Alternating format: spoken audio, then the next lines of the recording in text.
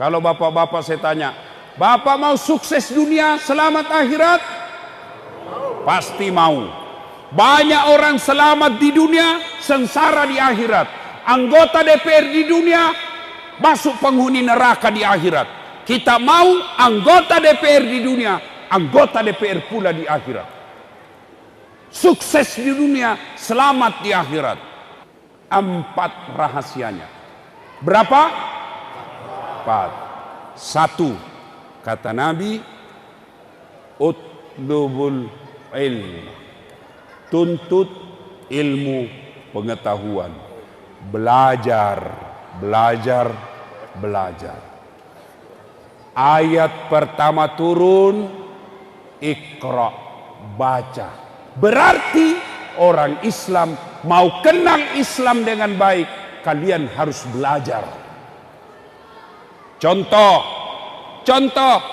bagaimana mau sholat dengan baik kalau tidak tahu rukun-rukunnya sholat? Ada orang ruku keliru, begini saja rukunya.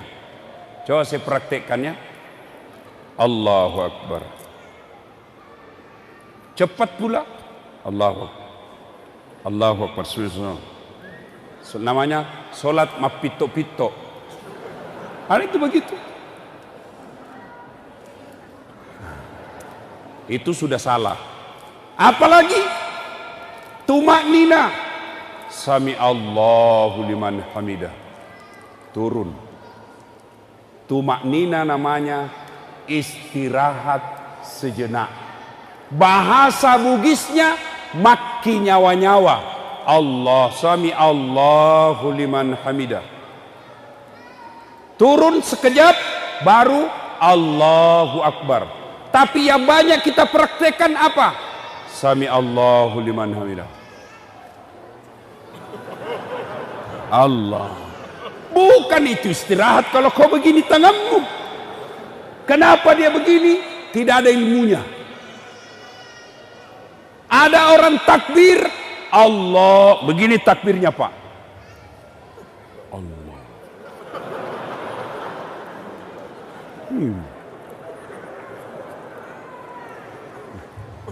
Heran saya, lelentong kuliah ini. Saya kalau ada aneh-aneh Pak, saya tanya, baru saya puas. Pak, kenapa begini? Kayak kacamata, apa Nabi bilang? Saya tulis Allah. Oh iya tahu, masuk akal. Mana dalilnya? Nabi bilang tidak, nenekku diajar Kak. Nenekmu Nabi. Ayo. Ada lagi yang sholat begini Pak. Allah.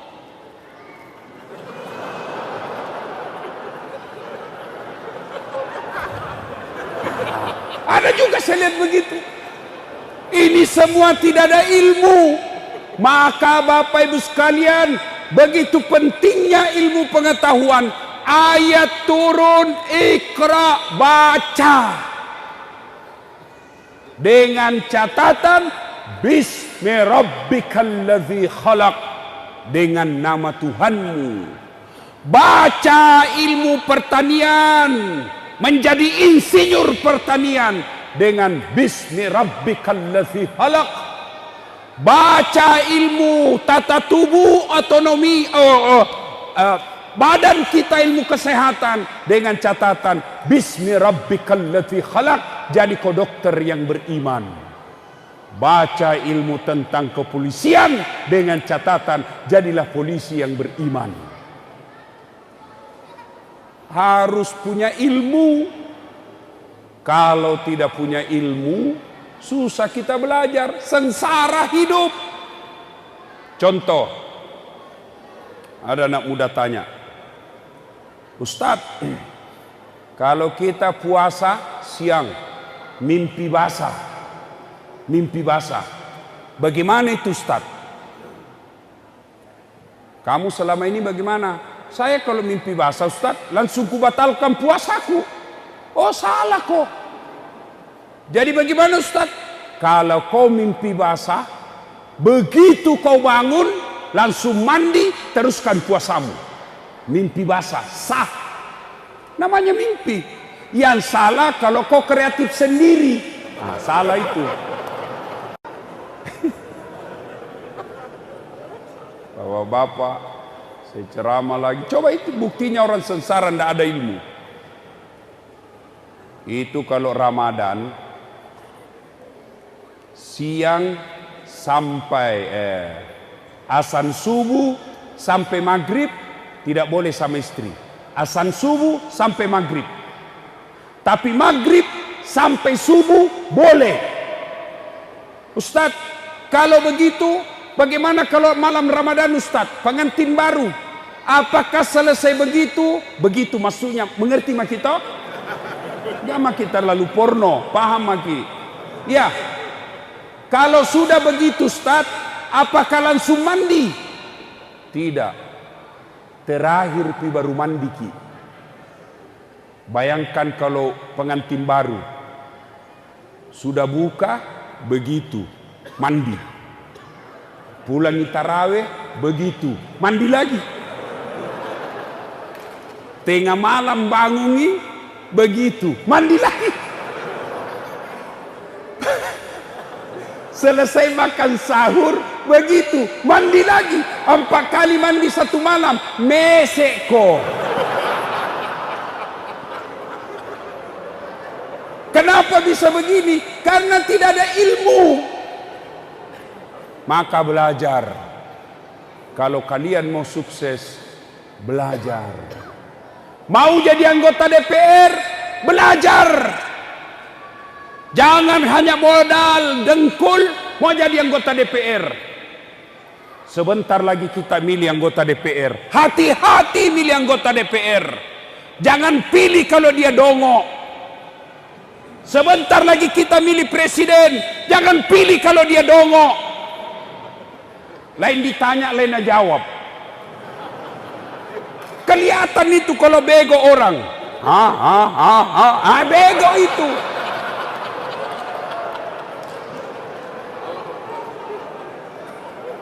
Bahaya Pak.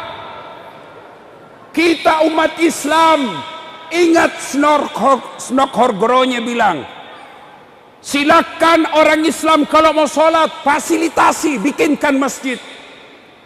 Silakan umat Islam kalau mau haji fasilitasi, kasih pesawat. Silakan umat Islam kalau mau dia tarawih, silakan. Tapi jangan kau kasih politik sama ekonomi. Nah, hancurkan kalian, kau tidak nak kasih kau kesempatan.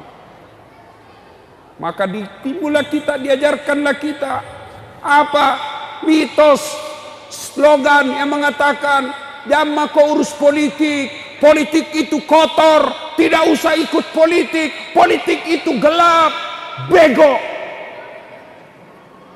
Politik menentukan masa depan kehidupan kalian. Contoh, ini ustadz-ustadz yang tidak mau berpolitik. Apa dia bilang? Tidak usah usur politik, tidak usah. Kenapa? Biar bagaimana? Kau bertani saja, kerja saja sawamu dengan baik. Oke, dia tidak berpolitik, ini petani, akhirnya kerja sawah saja. Pagi dia pergi sawah, duhur dia ke rumahnya sholat, sudah duhur dia pergi lagi kerja sawahnya, dia urus sawahnya dengan baik, panen. Tapi sayang, rezim atau pemerintah tidak peduli sama rakyatnya. Akhirnya apa? Impor beras. Masuk beras berjuta-juta ton. Akhirnya apa? Beras petani harganya rendah. Kenapa? Karena banyak impor beras pemerintah. Itu akibatnya kalau kalian tidak mau berpolitik. Bilang jangan kau politik nak. Kenapa? Kau kuliah saja baik-baik. Urus itu praktekmu, urus itu tugas-tugasmu. Kau jadi sarjana, kau kuliah sarjana baik-baik, tidak usah kau urus politik. Oke, anaknya kuliah baik-baik, IP-nya keluar 4,00. Akhirnya cari kerja susah. Kenapa? Rezim lebih banyak mengutus tenaga kerja asing daripada memperhatikan sarjana dalam negerinya. Itu kalau kau tidak mau urus politik. Allahu Akbar. Coba pedagang, jangan kau urus politik. Biar bagaimana kau tetap jadi pedagang. Nggak usah urus politik, tokomu saja kau urus. Oke, dia urus tokonya dengan baik. Akhirnya apa? Pemerintah lebih peduli terhadap barang-barang dari luar negeri. Akhirnya apa? Lebih banyak toko-toko dalam peluang dari negeri. Dari luar, pengusaha-pengusaha sukses yang bikin retail-retail besar, hancur pedagang-pedagang kaki lima. Tuh kalau kau tidak mau urus politik. Maka 2019 urus politik. Paham? Paham? Kalau Bapak tidak urus, maka cari yang pintar. Bagaimana cara dilihat yang pintar? Gampang sekali, Pak. Lihat saja waktu debat. Lihat lagi. Bisa tahu itu. Mana yang dongok, mana yang tidak dongok. Kalau Bapak tetap pilih yang dongok, berarti Bapak lebih dongok dari dongok-dongok. Jelas? Nah, penting belajar. Penting, Pak. Ali bin Abi Thalib. Tahu Ali? Sepupu satu kalinya Nabi. Ditanya, Ali, kalau kau disodorkan ilmu dengan harta, kau pilih mana? Adik-adik nih, kalau kau saya kasih handphone, pilih handphone atau buku? Hah? Buku? Pencitraan.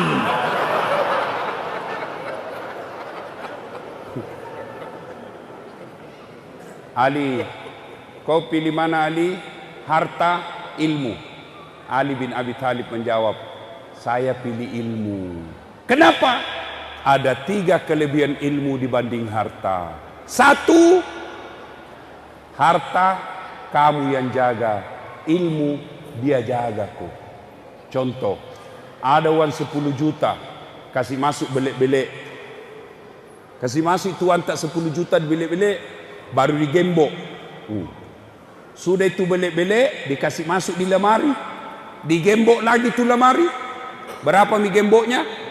2. Berapa gemboknya? 2. Keluar dari kamar, gembok lagi. Berapa gemboknya? 3. Keluar rumah, gembok lagi. 4 gemboknya. Keluar pagar, gembok lagi. 5 gemboknya. Begitu sampai di masjid, hilang kuncinya. Coba, setengah mati, Pak. Ya toh? Harta kalian yang jaga, sementara ilmu dia yang jaga kamu. Mana contohnya? Pak Irwan, wakil bupati, dijaga sama Satpol PP, polisi setengah. Coba, Pak.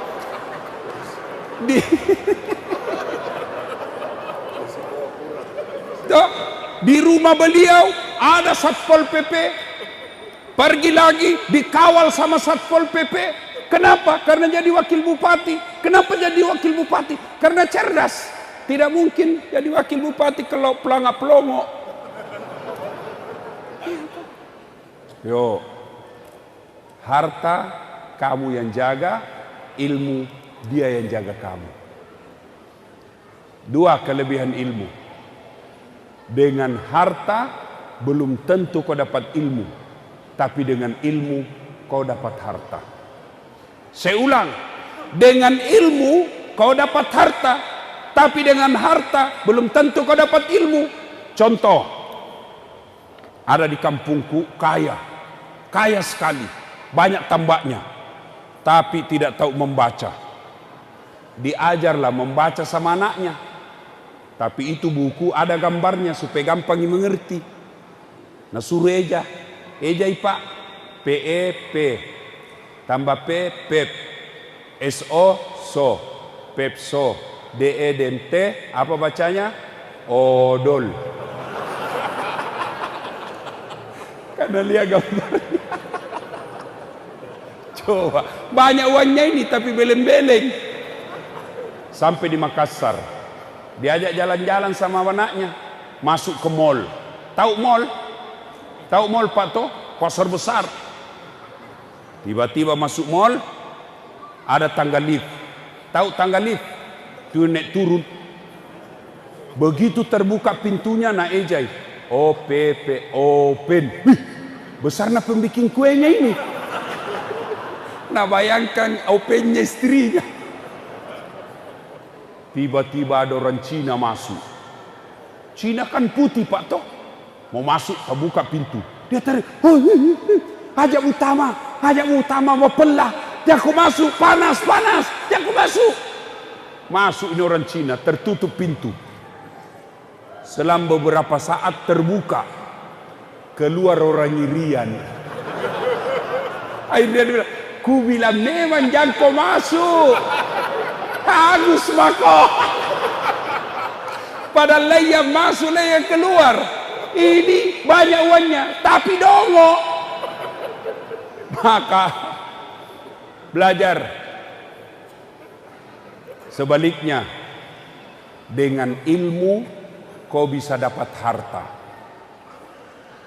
Mana contohnya?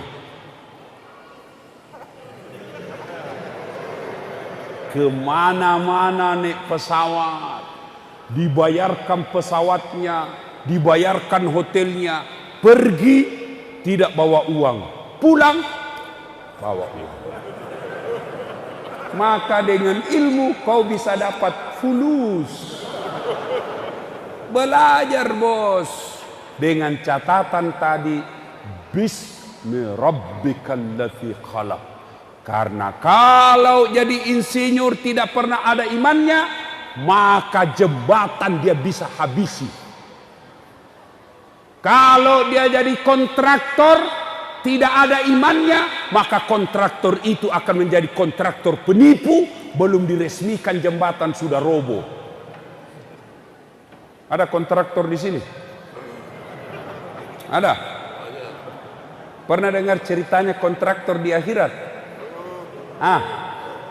Jadi baku SMS ini penghuni surga sama penghuni neraka. Baku SMS. Nah bilang penghuni surga, bagaimana modelmu di situ kau? Dia bilang, tidak ada enaknya. Di blender jaki terus di sini. Tidak ada jam istirahat. Masih sakit di malaikat. Nah bilang penghuni neraka, kau ya bagaimana modelmu di situ? Nah bilang, masya Allah, enak betul saya di sini. Untung saya rajin perintah salat berjamaah di masjid sehingga saya nyaman di sini.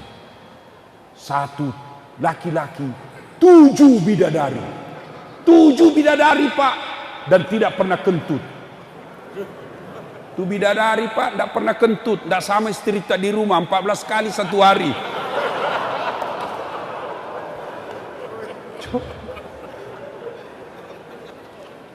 Nabi lagi di penghuni neraka, bolehkah kami jalan-jalan ke situ? Nabi bilang, sini mako. Bagaimana caranya? Gampang. Kami dari surga bikin jembatan, kamu juga dari neraka bikin jembatan. Oke? Setuju? Setuju. Lelang proyek. Keluar pemenang tender.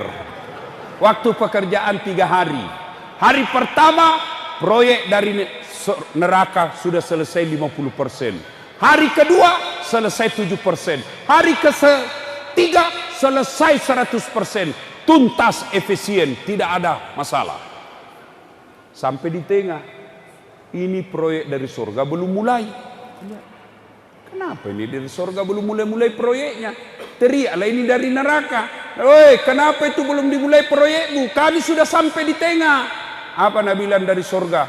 Bagaimana mau dimulai? Kontraktor, pengawas, pemborong, panitia ada semua di situ.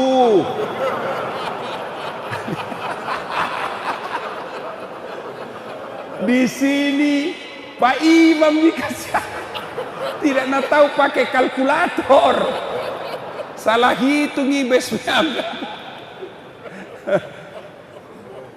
Dan sudah bilang orang, alhamdulillah waktu saya cerita ini Nabi bilang anggota DPR, selamat saya. Pernah tongki dengar ceritanya anggota DPR di akhirat? Pernah. Masuklah Pak Imam. Masuk Pak Imam dalam surga. Wih, enaknya ini surga. Tiba-tiba dia lihat, kenapa banyak anggota DPR di dalam surga ini? Nah di negaraku banyak ditangkap KPK korupsi. Dia lihat, ku tahu semua ini. Kenapa bisa ada di sini nih? Dia pergi protes sama malaikat. Malaikat, kenapa banyak ini anggota DPR di surga ini? Di neraka banyak ditangkap KPK merampok. Apa dia bilang anggota ini malaikat? Jangan kau ribut. Reses gini. Sebentar lagi dia pulang.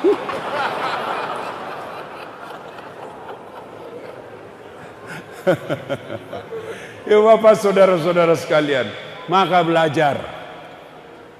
Masyarakat Sorowako kalau mau maju, belajar.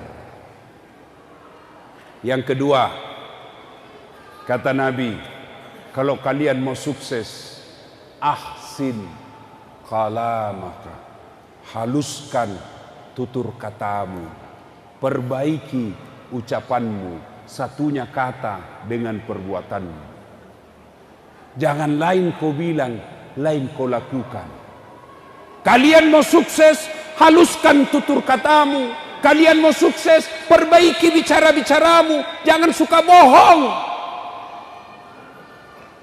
Coba, yang namanya halus berbicara sudah mulai hilang di tengah-tengah kita. Budaya sifat lebih mulai hilang. Ini terutamanya buat anak-anak kita. Anak-anak kita sekarang Pak, makin tinggi sekolahnya, makin tinggi kurang ajarnya. Cerdas. Itu anak-anak sekarang Pak, pintar-pintar. Biasa saya heran Kak lihat. Saya saja mau WhatsApp, pegang HP. Sudah 2 jariku masih salah-salah ketik. Ini anak-anak sekarang Pak, dia sambil naik motor, meng-SMS 1 jari, masih lancar. Pintarnya itu anak-anak sekarang. Pintar anak-anak kita sekarang Pak. Satu ji kurangnya. Apa? Kurang ajar. Anak-anak kita sekarang tidak ada lagi tata krama sama orang tuanya. Mau keluar rumah tidak ada lagi pamit sama orang tuanya. Mau pergi tidak ada lagi tahu cium-cium tangan sama orang tuanya. Kenapa begini anak-anak kita? Sepenuhnya salah anak? Tidak. Salah satu di antaranya penyebabnya orang tua gagal mendidik anaknya. Saya masih ingat dulu waktu saya kecil. Dulu waktu saya kecil Pak, waktu saya kecil, mamaku kalau nasuruh Kak, ladase. Karena namaku dulu di kampung Ladase Pak. Di sini gitu Dasat. Naik Ujung Pandang itu Nadasat namaku Pak. Kalau di kampung Ladase. Woi Ladase, lo yolok kon bali boleh. Piko dulu tetangga nak, pinjam ko pancinya. Itu ibuku ajari Kak. Duduk ko dulu, baru ko bicara, jangan ko bicara sambil berdiri. Tuh orang tua dulu diajari anaknya begitu. Cara duduk pun kita diajari. Begini caramu duduk nak. Sudah itu baru bilang kok tabe puang. Indrengim dokku pancita. Duduk baik-baik baru kau ngomong. Tidak cukup sampai di situ Pak. Ibu saya selesai dia suruh begitu, dia cek and recheck. Ketemu sama tetangga, dia tanya itu tetangga, maga-maga mau nak Ladase, bagaimana dia bicaranya? Baik ji. Itu orang tua dulu Pak. Sekarang kita ajar anak tak begitu. Hilang semua itu pendidikan. Dulu. Kalau mau makan anak tak, apa Nabi bilang mamaknya? Jangan kau dulu makan nak. Belum pi pulang bapakmu. Tunggu bapakmu dari sawah, kau makan sama bapakmu. Berdosa kau kalau sisa kau kasih bapakmu makan. Dulu.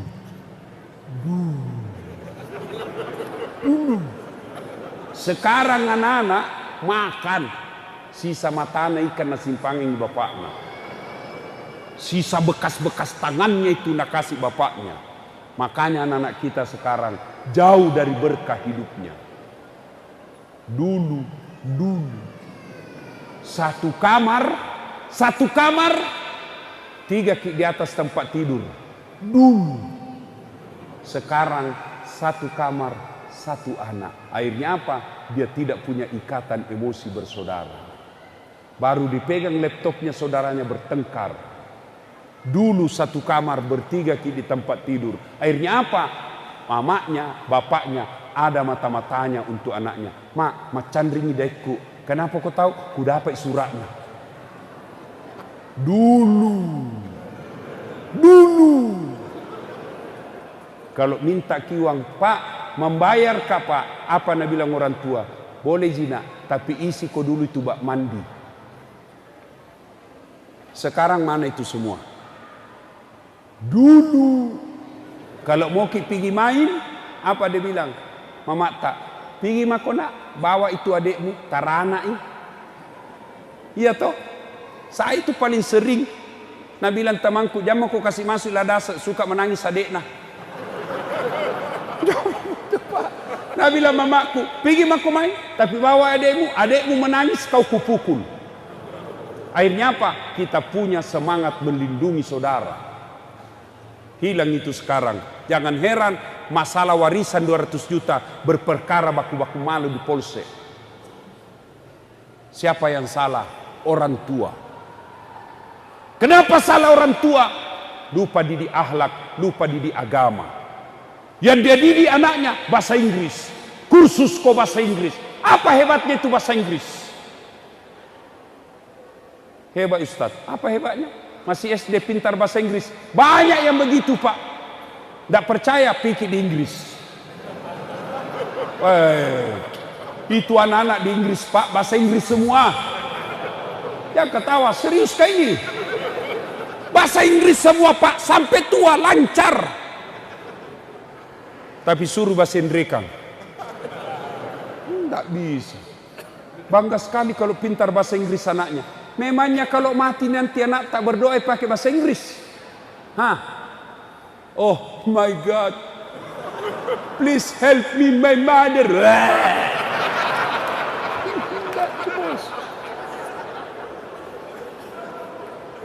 Kita bangga kalau anak tak pintar ini, pintar itu. Tapi kita tidak bangga kalau anak tak pintar baca-baca doa. Ini gara-gara orang tua. Makanya silakan didik anak dengan cara metode apapun. Tapi jangan lupa buka surah Luqman. Cara mendidik anak ada 3. 1, kewajiban orang tua. Lahir, kasih nama yang baik. Mana nama yang baik? Nama-nama yang ada doa di dalamnya. Nah, saya kasih kau nama Khalid. Siapa itu Khalid? Inilah panglima perangnya Umar bin Khattab yang menaklukkan beberapa taklukan negara-negara pada saat itu. Khalid bin Walid. Saya mau kau seperti Khalid bin Walid. Nah, saya kasih kau nama Ayu Tinting. Akhirnya anakmu tak tinting. Kasih nama yang baik-baik. Ada lagi bilang, apa arti sebuah nama? Dongo. Bayangkan seandainya caleg tidak ada semua namanya. Bagaimana mau dipilih? Nama itu penting. Coba kalau tidak ada semua nama tak. Baku telepon ki. Halo, ada Anu. Anu siapa? Ya Anu siapa? Yang pendek. Banyaknya itu pendek. Bingung Pak. Dari nama minimal 2 saya bisa tahu. Sebut nama tak 2 yang saya bisa tahu. 1 agama, 2 suku.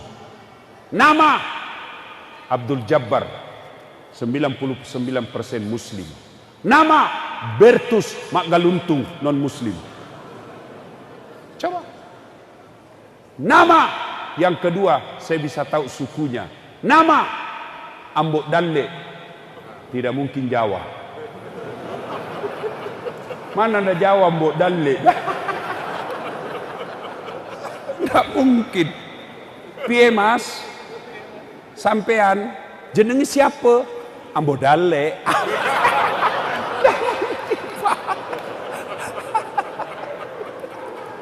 Kalau Jawa Margono, Sutioso, Jokowi. Ya, itu Jawa.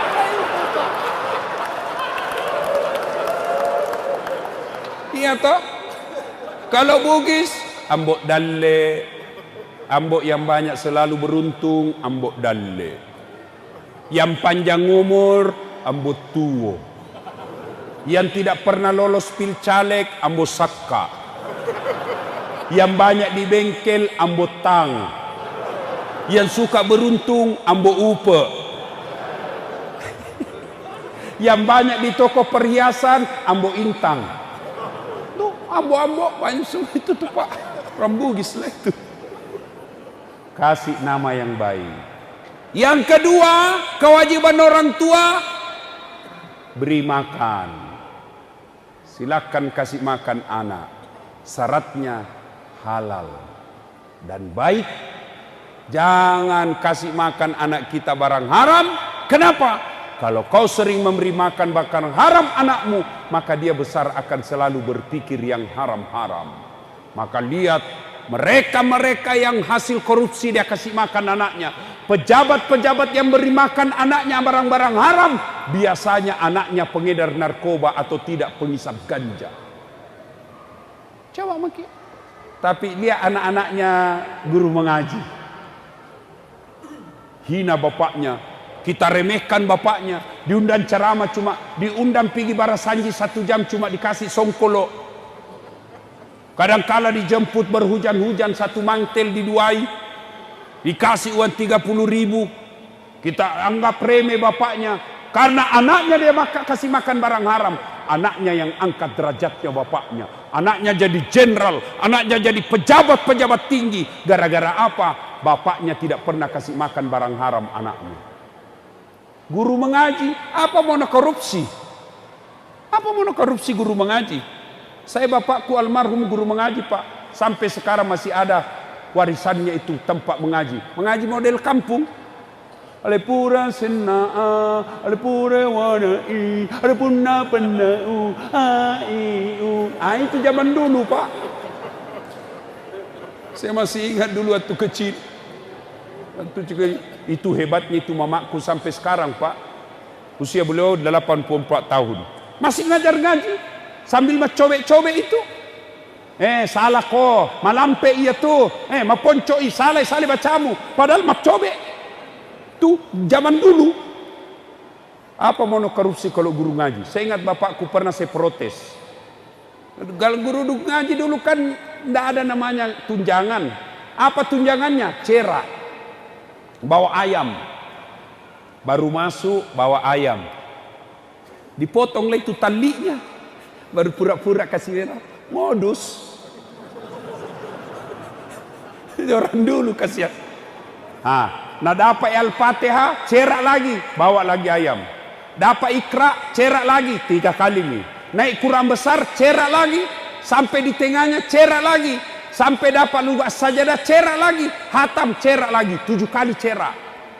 Saya tanya bapakku, kenapa banyak sekali ceraknya Pak? Apa nak bilang? Ya tona roi sarona. Coba itu Pak. Tapi kalau kepala dinas PU, sekarang pejabat-pejabat senang kalau tempat basah. Di mana kau dilantik? Kepala dinas. Tempat basah itu bos. Di mana kau? Staf ahli. Kering. Hati-hati di tempat basah itu banyak orang tenggelam. Maka jangan kasih makan barang haram anak Pak. Yang ketiga, kewajiban orang tua adalah didik. Sayang 1000 sayang. Dari 3 kewajiban orang tua kepada anak ini, yang terlalu kita sibuk perut. Padahal Pak, jangkik cemas soal perut. Yang kita cemaskan sebenarnya mendidik anak. Soal perut, tolong tunjukkan saya di Sorowako ini, ada ndak yang mati anaknya gara-gara kelaparan? Ada di antara kita mati gara-gara kelaparan? Tidak mungkin orang Bugis Makassar biarkan tetangganya mati kelaparan. Tidak mungkin. Tapi yang mati gara-gara narkoba, saya yakin banyak. Ini berarti jangan cemas soal perut, yang dicemaskan didiknya. Saya tanya, bapak-bapak tahu cicak? Tahu cicak? Tahu cicak? Tahu. Apa dia makan itu cicak? Apa dia makan? Nyamuk. Masuk akal enggak? Satu terbang, satu di dinding. Bagaimana ketemu? Satu terbang, satu di dinding. Bagaimana ketemu? Nanda ada terminalnya. Coba, kalau kita kapal terbang, kita di darat bisa ketemu di mana? Di bandara ketemu. Ini cicak di dinding, nyamuk terbang. Bagaimana bisa ketemu? Tidak mungkin. Tapi Nabila lagu tak zaman dulu. Cicak-cicak di dinding, diam-diam merayap, datang seekor nyamuk. Nyamuk yang datang, Pak. Nyamuk yang datang. Tidak Nabila lagu, cicak lompat ke nyamuk. Tidak. Setengah mati kasih itu cicak kalau dia lompat. Boleh nyanyi, Pak. Tidak usah cemas soal perut, Allah yang ngatur. Itulah enaknya lagu-lagu dulu, Pak. Lagu-lagu dulu bagus. Ibu-ibu lagu-lagunya dulu bagusnya itu lagu-lagunya ibu-ibu.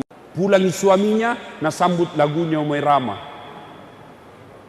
Bila kamu di sisiku, hati rasa syahdu.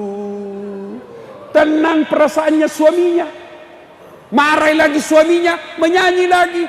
Insaflah wahai manusia, bila dirimu bernoda. Itu ibu dulu kalau menyanyi goyang juga tangannya sama kepalanya. Dialah pengasih dan penyayang kepada semua insan. Itu lagunya dulu ibu-ibu. Sekarang lagunya ibu-ibu apa? Yo ayo, yo ayo, yo. Ayo poligami.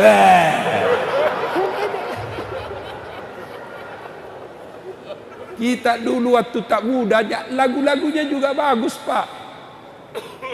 Berakit-rakit dahulu, berenang-renang ke tepian. Sakit-sakit dahulu, susah-susah dahulu, lalu kemudian berbahagia. Lagunya pegawai honor.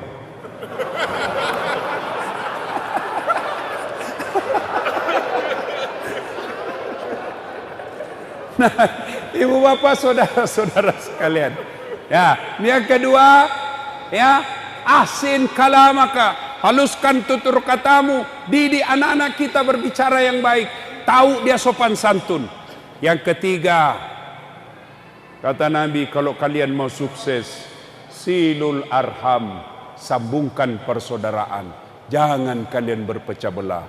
Wa'tasimu bihablillahi jami'an wa la tafarraku. Berpegang teguhlah kalian kepada tali persaudaraan agama Allah dan janganlah engkau bercerai-berai. Itu selalu diingatkan. Jangan kalian berpecah belah.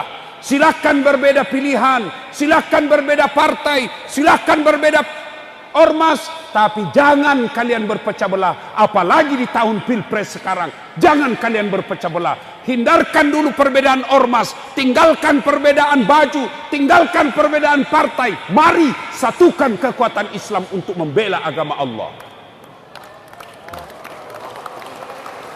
Tolong Bapak Ibu sekalian, kalau selama ini Bapak milih partai gara-gara proyek, tahun ini tolong selamatkan agama Allah. Pilih karena membela agama Allah. Kalau nanti mati mendadak Pak, nah tanya ki Tuhan, kenapa pada saat bisa menang partai penista agama di negaramu?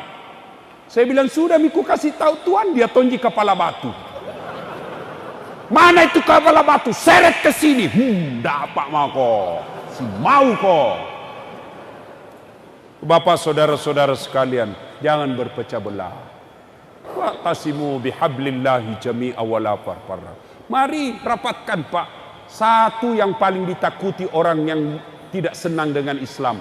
Mereka musuh-musuh Islam. Satu mereka yang dikhawatirkan apa? Ketika umat Islam sudah menyatu. Dan itu dimulai dari sholat berjamaah. Makanya saya di Makassar ada saya punya komunitas namanya Suling Subuh Keliling. Kalau sholat Jumat sudah ramai seperti sholat Jumat, maka itulah masa kejayaannya umat Islam. Ingat Mesir, Turki kembali menjadi hebat karena mereka memulainya mengajak masyarakatnya datang berjamaah di masjid. Maka saya senang dengan Wakil Bupati Kabupaten Luwu Timur. Berapa hari saya bersama beliau, setiap pidato tidak panjang. Saudara-saudara sekalian, mari datang ke masjid. Beliau bahkan pakai istilah, di Luwu Timur ini banyak orang tuli, banyak orang buta. Masa banyak orang buta? Masa banyak orang tuli Luwu Timur? Nah baik semua matanya ini? Ternyata beliau katakan, tuli kenapa? Karena dipanggil azan dengan keras. Hayya 'alas shalah, pakai menara sampai 10 kilometer. Kedengaran itu hayya 'alas shalah, tapi mereka tidak dengar, tidak datang ke masjid. Tuli. Yang kedua buta, besarnya itu masjid, tapi dia tidak bisa lihat. Itu buta. Ada caranya, Pak. Bagaimana caranya? Ada ini di Makassar, cerita gini, wallahu alam benar atau tidak. Ustaz, tutup semua kunci. Kunci semua pintunya masjid, jam 9 pagi dia azan. Allahu Akbar, Allahu Akbar. Heboh satu komplek. Kalau orang kaya semua di dalam komplek itu, Pak. Azan apa ini Ustaz? Duhur bukan, subuh bukan. Datang semua satu komplek, Pak. Ini Ustaz bikin gaduh, bikin kerusuhan. Akhirnya mau dilarang, tidak bisa masuk karena sudah nak kunci pintu. Selesai azan, keluarlah ini Ustaz senyum-senyum. Assalamualaikum bapak-bapak, kenapa kita semua? Hei Ustaz, kau sudah gila ya? Kenapa kita bilang gila? Kau azan apa ini? Subuh bukan, duhur bukan, kau azan apa? Gila kau ya? Nah bilang masalahnya Pak, saya azan subuh, bapak tidak datang. Saya azan duhur, bapak juga tidak datang. Saya azan subuh, tidak datang ki semua. Sekalinya saya azan jam 9, baru ki datang semua. Yang gila ini saya atau bapak-bapak? Yang lebih gila lagi Pak sekarang, orang gila disuruh memilih. Apa tidak lebih gila itu yang suruh memilih, Pak? Masa orang gila kau suruh memilih, bos? Nanti bikin pasimbung di TPS. Bapak saudara-saudara sekalian, persatuan, mari memulai dari sholat berjamaah. Coba lihat Pak Irwan, pengusaha, si muda, wakil bupati, tapi setiap masuk waktu sholat pasti di masjid. Bapak mestinya cemburu dengan beliau. Coba masih muda, banyak uangnya, tinggi jabatannya, datang ke masjid berjamaah. Kita jelek, pengangguran, ndak ada wanu, busuk mulutmu, ndak sembahyang lagi. Cilaka. Ayo, mulai Pak. Dan di dalam sholat berjamaah itu, di situ nampak taatnya seorang muslim terhadap pemimpinnya.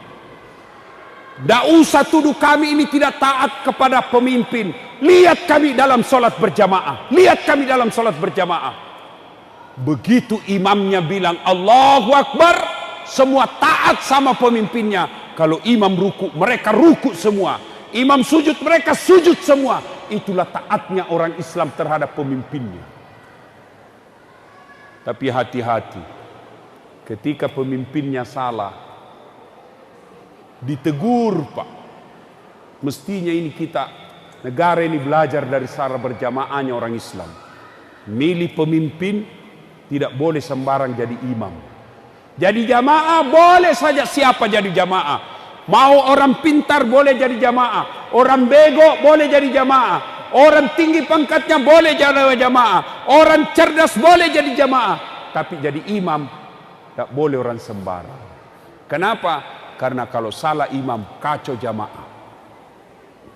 Contoh ya, waktuku kecil, sholat asar, sujud, lama sekali sujud imam Pak, lama kira-kira ada 2 menit. Belum selesai sujud, ada temanku ndak tahan Pak, nak angkat kepalanya. Langsung teriak, wih, lenyap imamnya. Hilang imam, boh, kacau satu masjid, bubar.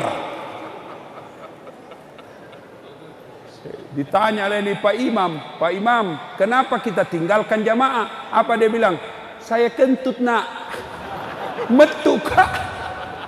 Bilang, lain kali Pak Imam, kalau kentut, kasih bangun dulu jamaah supaya dilihat ki pergi. Nah bilang, malu Kak, makanya saya lari.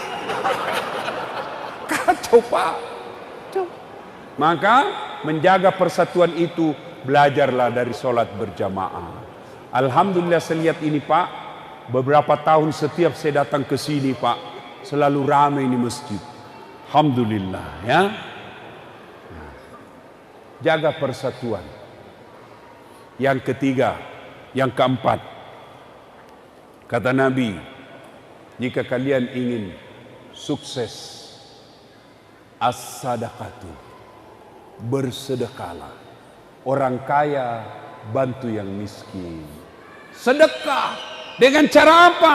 Dengan cara kemampuan masing-masing.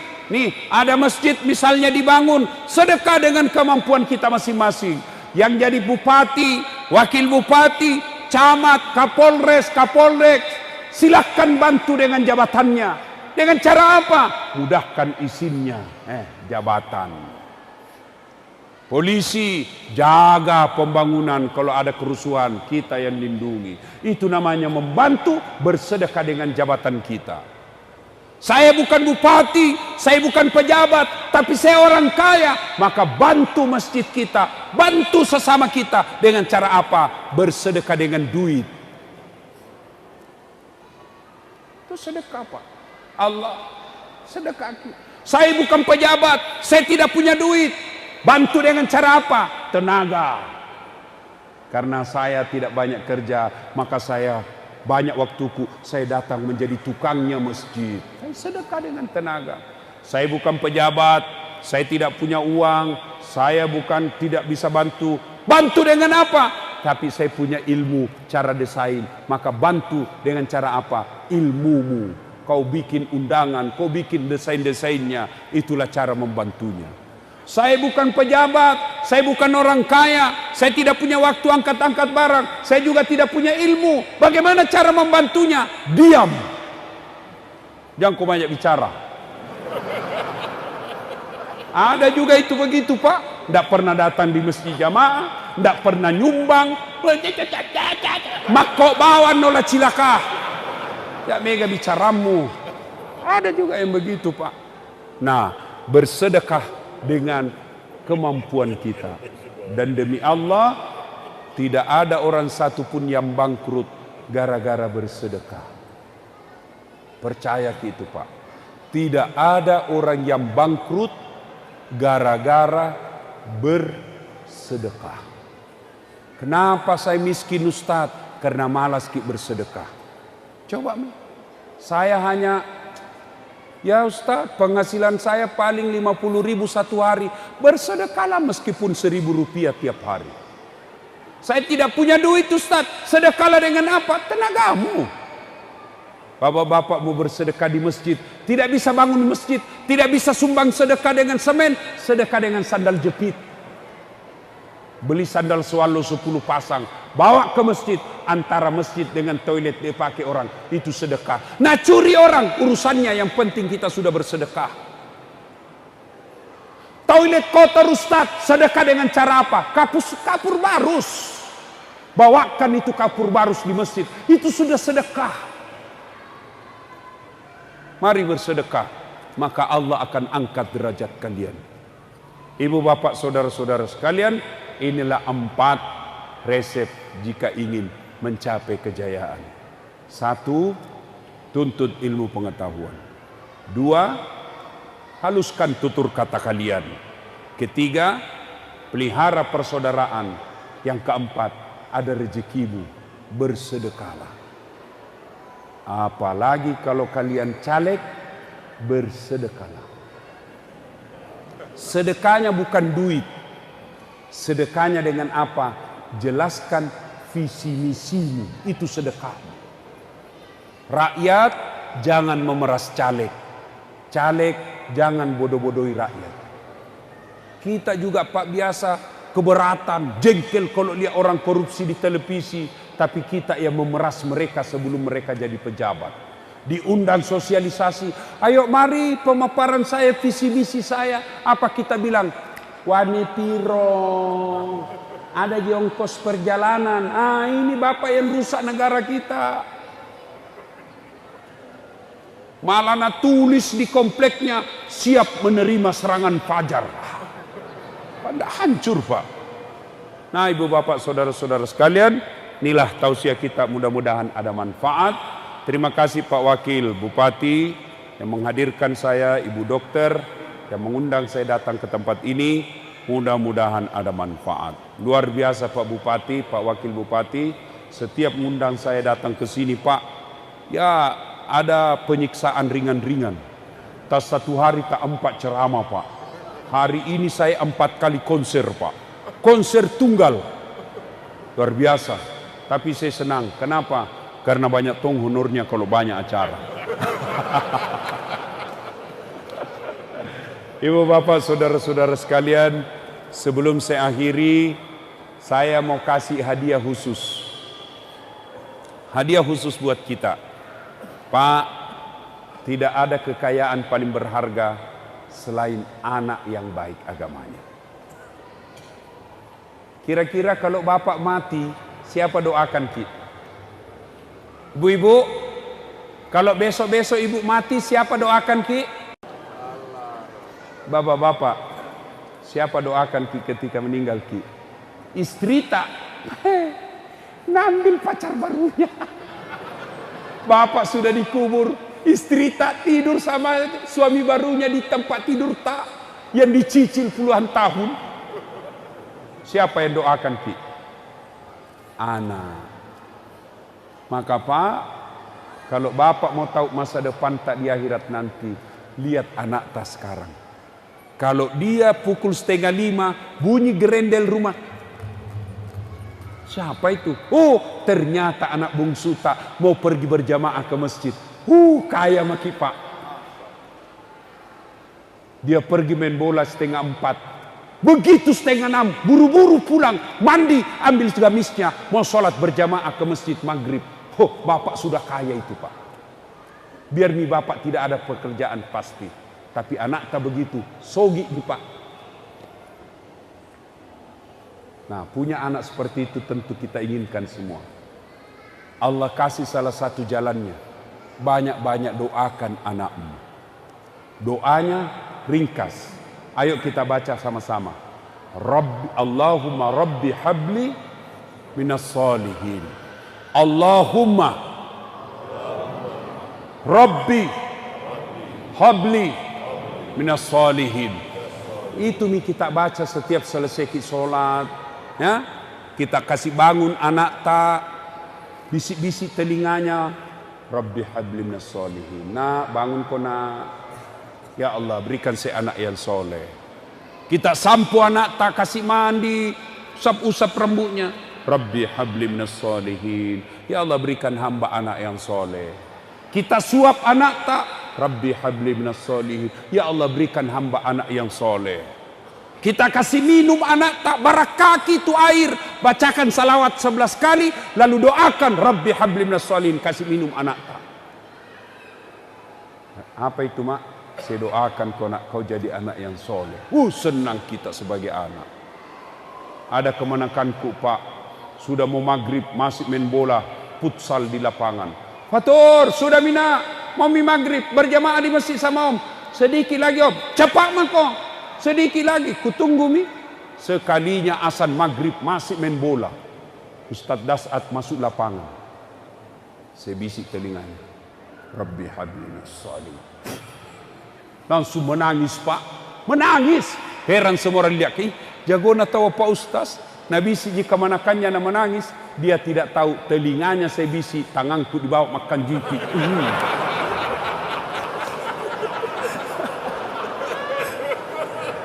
Semoga ada manfaat. Sebelum kita akhiri, mari kita berdoa kepada Allah Subhanahu wa taala. Kita mengawali dengan mengirimkan suratul Fatihah. Kata Rasulullah Muhammad sallallahu alaihi wasallam, khasiat dan keutamannya kita ikhlaskan untuk orang tua kita masing-masing, baik yang sehat walafiat maupun yang sudah